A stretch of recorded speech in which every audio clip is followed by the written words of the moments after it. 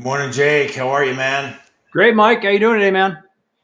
I'm outstanding. I'm outstanding. I started the day out a little bit tired, and then I used a skill of reframing and caffeine to help me boost back up for the day. So that's what we're talking about today, man. We are talking about reframing to move forward.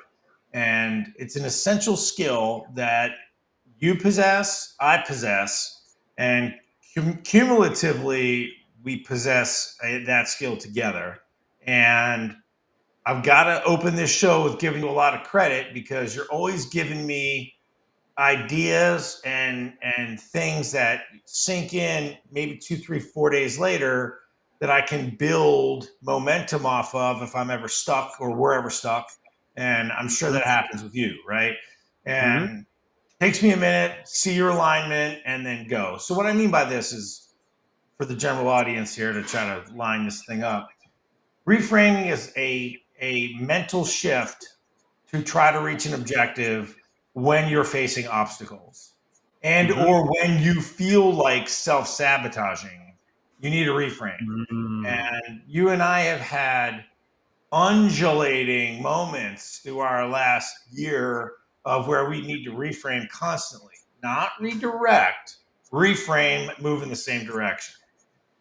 So what, like when we're working with all these teams and we're working with all these people and we're just realizing, man, if it's not the two of us at the helm of the ship, it's a difficult play. It is just a difficult play.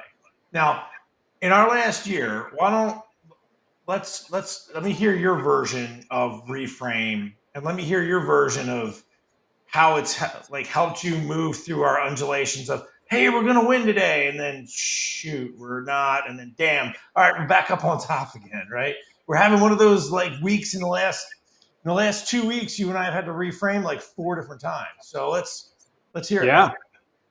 Well, I think I don't, I don't want to say that it's a different perspective, right? I just want to maybe I'll expound on it a little bit and explain it maybe a slightly different way that the audience would do it. I think one of the things that's going on across all markets, and I think this is the truth, and this is where, like Mike said, we're really good at this. This is one of those things now, and one of the things that's happening, let's take coaching as an example. We can take real estate. We can pick your industry, doesn't matter. But let's go coaching for the moment. Coaching 2 years ago, even last year, quite honestly, had a very specific timeline and flow expectation from the coach perspective and from the client perspective. Um, and a little bit, I don't want to blame AI or give AI credit, but I think what it's doing is it's forcing it to go way faster. And so what something that Mike said there, this is reframing, this is not rebranding, this is not redoing, reinventing, rewriting. That's not what we're doing. It's reframing. It's small incremental tweaks that you've got to be constantly evaluating on. Like it's not, there used to be a moment that once upon a time people used to evaluate their business on an annual basis and then make adjustments for the next year. That was totally a thing that you did. Usually you did like an October offsite and you'd evaluate, hey, what worked last year? What didn't work? What do we need to go forward? And then not that long ago, it shifted to right around COVID, honestly. And then you had, oh, what was the book? I'll think of it. But it shifted into quarters, right? We started shifting into quarters to where you were constantly reevaluating. COVID just amplified it. It wasn't the cause. I'm not saying that, but it amplified the need because it was a constant change. And then more recently, in the last year, it's been about every 30 days. You need to reevaluate what's going on, what's working, what didn't. It's speeding up even more. And we're noticing, and this is where Mike even just said it, in the last couple of weeks, we've had to reframe probably 4 or 5 times. Almost every other day are we having to reevaluate components, not the business as a whole, but components of the business, what's working, what's not. And I think it's just going so much faster. I think we've always reframed. I think we've always done that. And like you and I have said that we've always done it in our business. I believe it's just going way faster now because of there's a lot of coaches, there's a lot of market, right? There's a lot of noise in the market. What are you doing today? And I think it's access to information, which that's where I'll bring AI into this. It used to be access to information changed exponentially at the advent of the internet. When the internet started, that gave everybody more access to information, so things got faster, and then search engines, and then multiple search engines. And now we have AI, which is searching the search engines and going even faster.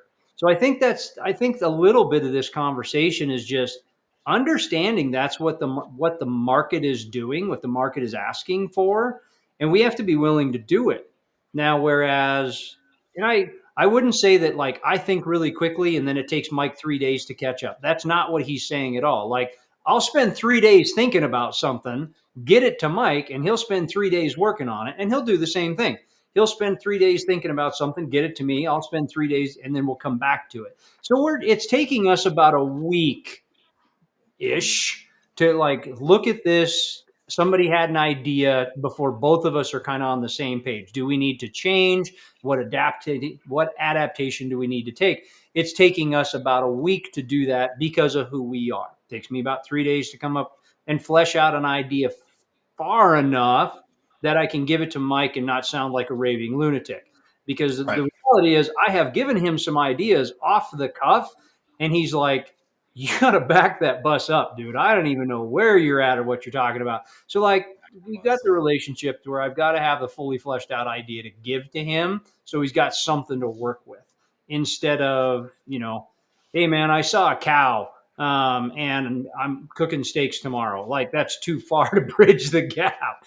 So, I think the reframing is just that's how I would like to explain it to everybody is it's something everybody does, and I would say now it's just becoming a constant evaluation, not the business as a whole, but the sum of the parts. Does that Yeah. sound? Does that Yeah, sound? it does. And it reframes sometimes it's just also to go one notch deeper into like the personal development side of things. Sometimes you've always got to move forward towards in a business towards growth and revenue, and whether that's retention Mm-hmm. or not, or it's expanding into new markets or adding new people to your team.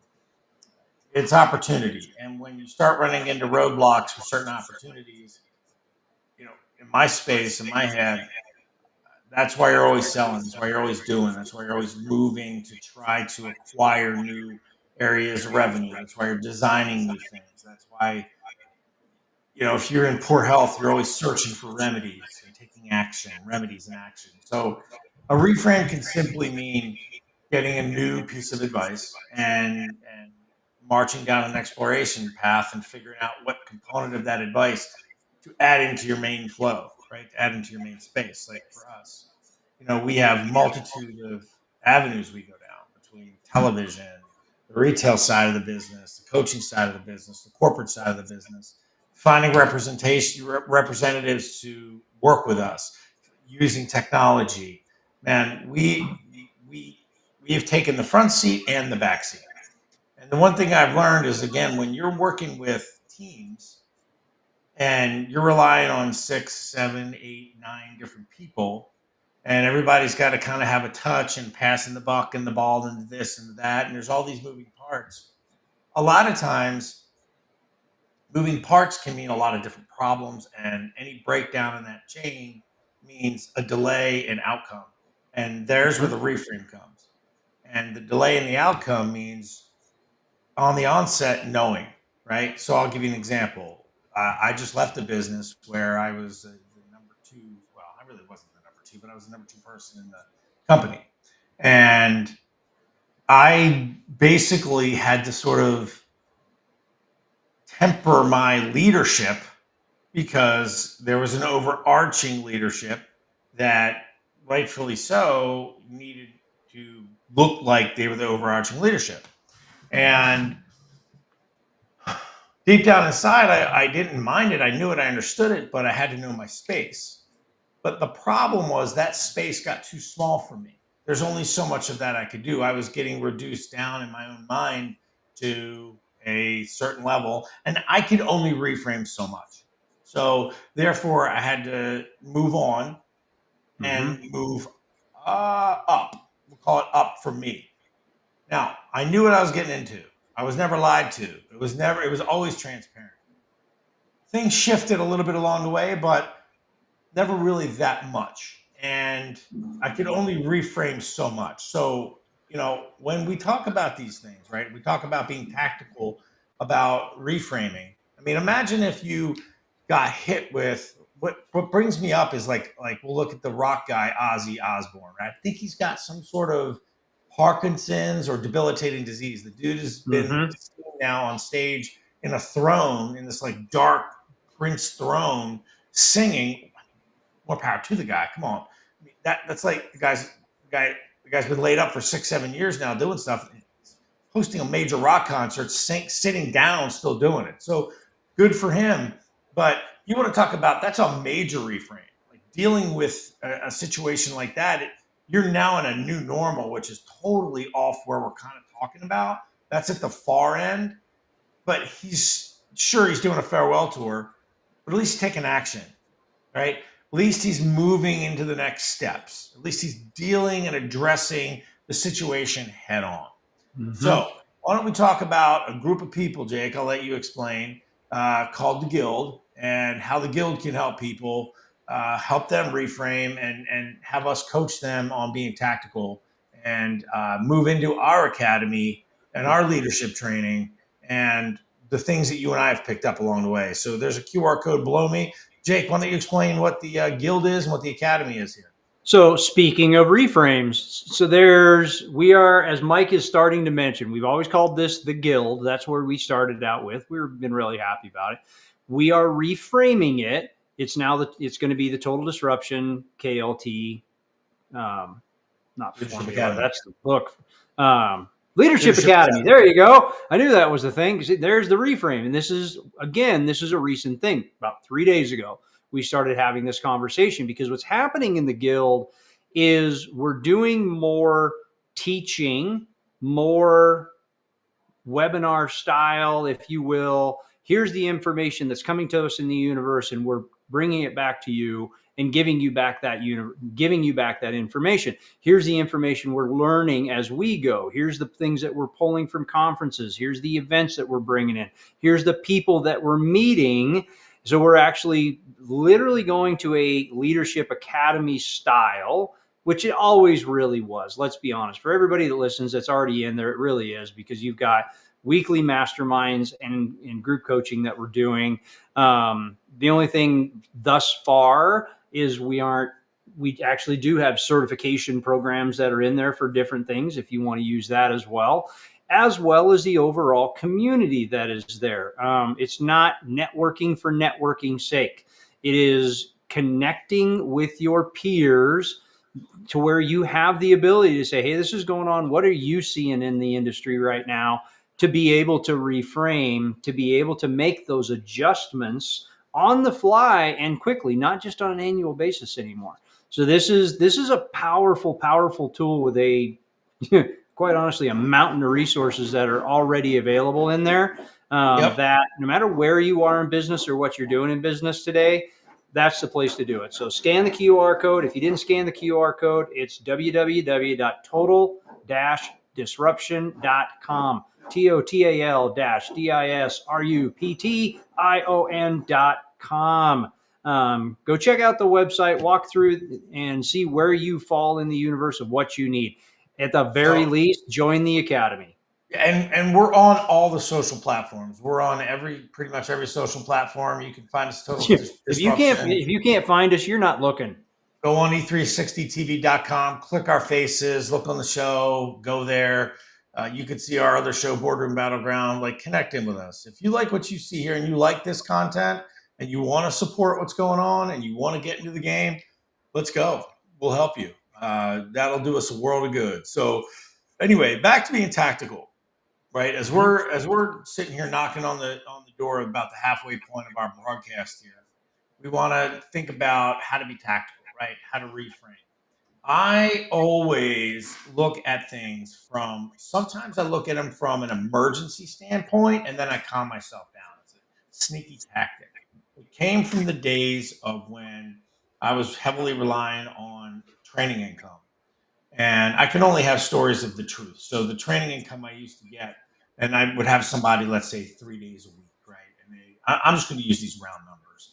Let's just say this person was paying me around 12 grand a year, just conservatively, 12,000 a year, 3 days a week, 48 weeks a year, roughly $100 an hour, $80 an hour, 110, doesn't matter. So roughly, right? So you get 10 of those clients, 30 hours a week. Hey, great, I'm doing all right. But it never really works out that way. That's why I switched to a model of more than 3 days. I'm fewer people, more people, fewer times. Separate story. But what I used to do was if somebody wanted to stop training, I'm like, damn, how am I going to make up that 12 grand? Like immediately my mind went into panic mode. Oh, do I have to cancel my cable subscription? Like I went into like this immediate drowning type reframe so I could catalog all the available controls I had to make up the $12,000 I was getting ready to lose, which it wasn't a real loss of $12,000. But in my head, I'm looking at the gross numbers, not the net. I'm not looking at my marketing. I've got new people coming on. It's this funny balance that happens, and that's part of my reframe process. I start in a panic, an artificial panic, and then I work my way into a finesse, comfort, and an action level to quote unquote replace that or take action to make myself feel more comfortable about it. Now, in my opinion, that can work proactively as well as reactively, right? I can Mm-hmm. reframe to motivate myself to do more. Now, when you work a reframe, man, what's your, I'm not saying that my way is the right way or anything. And I Yeah. didn't learn that shit from anybody. I sort of self-induced. It's probably inefficient, but it works really well for me. What's your tactic? Like, how do you literally mechanically approach like a reframe when something is not working? Like, do you get your whiteboard out? Do you start talking to your dog? Like, what do you do? Like, you know what I mean? Like, are you out there? All right, I've got 32 bows, and by the end of the quiver here, I'm going to be knowing what I need to do. What do you do? What's your move? All of those things, quite honestly. When it comes right down to it, I've got a double-sided flip whiteboard here on my right that I use a lot when I need to do a brain dump. Right, I'm a visual person in a lot of aspects of my universe. I'm less auditory. I'm a visual person. So let talking about our modalities, how we learn. This is one of them. I use that tool because I can get it out of my head and I can see it. So I draw it on the whiteboard. Whatever it's going to be a bubble drone or it's going to be just a list or whatever it's going to be, I will use that. Absolutely true. So whiteboard is one of those things. Typically, if I'm going to go out and like, if I'm grabbing the bow, that's brain shut off. Like that's my step back. That's my very tactical. I am going to take a pause from this particular thing that I'm working on, and I'm able to use that tool to do so. Um, Walking, hiking, working out, that's not the thing. Usually that's the work me up into the frenzy of just, brain generator, get things moving.